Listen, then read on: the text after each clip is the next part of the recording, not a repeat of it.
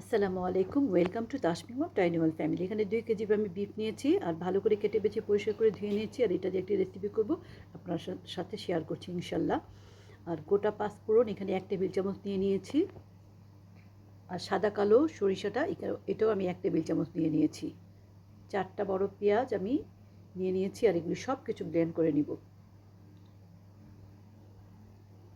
বিসমিল্লাহির রহমানির রহিম। 1 কাপ তেল দিয়ে দিলাম আমি।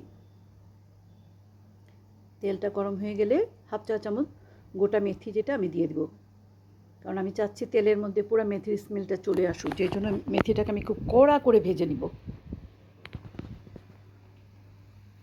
মেথিটা ভাজা হয়ে গিয়েছে।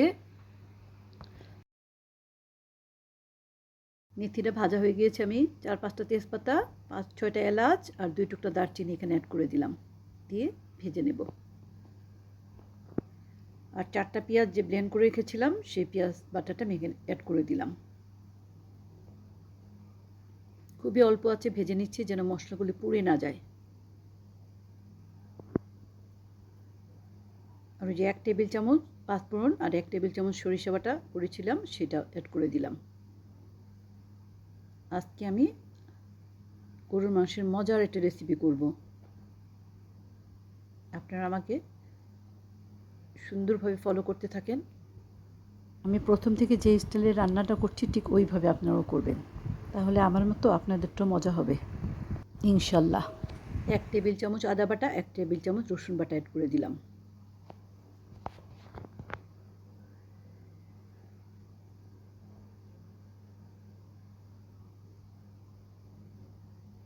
এক চা চামচ হলুদ গুঁড়া, 1 চা চামচ ধনিয়া গুঁড়া আর 2 চা চামচ মরিচের গুঁড়া অ্যাড করে দিলাম।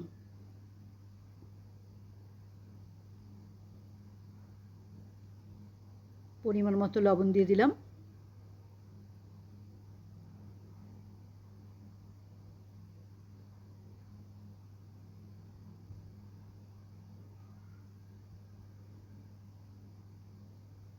অল্প করে পানি দিয়ে দিলাম মশলাগুলি যাতে পুড়ে না যায়, এবং এই পানিটাই আমি এখানে দিব। এখানে কোনো আর পানি দিব না, কারণ এটা শুধু তেলের উপরই হবে, কোনো ঝোল হবে না।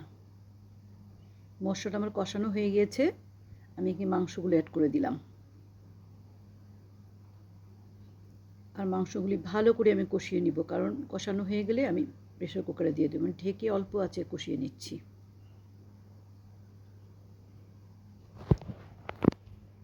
আর এখানে কাশ্মীরি রেড চিলি পাউডার, এটা প্রায় 1 টেবিল চামচ এখানে অ্যাড করে দিলাম।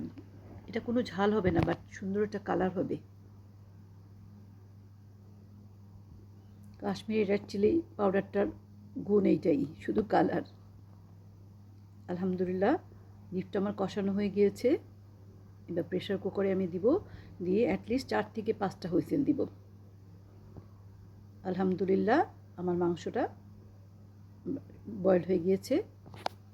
আমি এটার মধ্যে একটা বাগার দিব, যা মোস্ট এসেনশিয়াল এই আচারি বিফে। এখানে 4টা রসুন কুচিয়ে নিয়েছি, 2টা পেঁয়াজ আর 5-6টা শুকনা লাল মরিচ।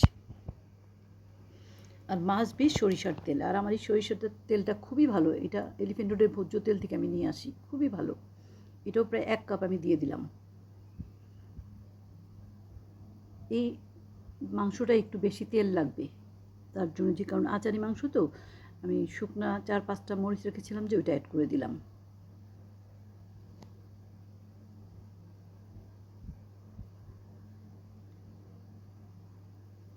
প্যানের নিচে সম্ভবত তেল লেগে গিয়েছে, এই জন্য প্যানটা বারবার মুভমেন্ট করছে, একটু টিস্যু দিয়ে মুছে নিতে হবে।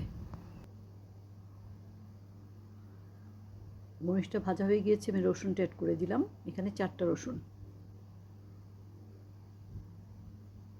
রসুনটা হাফ ভাজা হয়ে গেলে দেন আমি পেঁয়াজটা অ্যাড করব। আমি আচারে বিফ করছি আর এটার স্বাদটা জাস্ট ওয়াও, আলহামদুলিল্লাহ।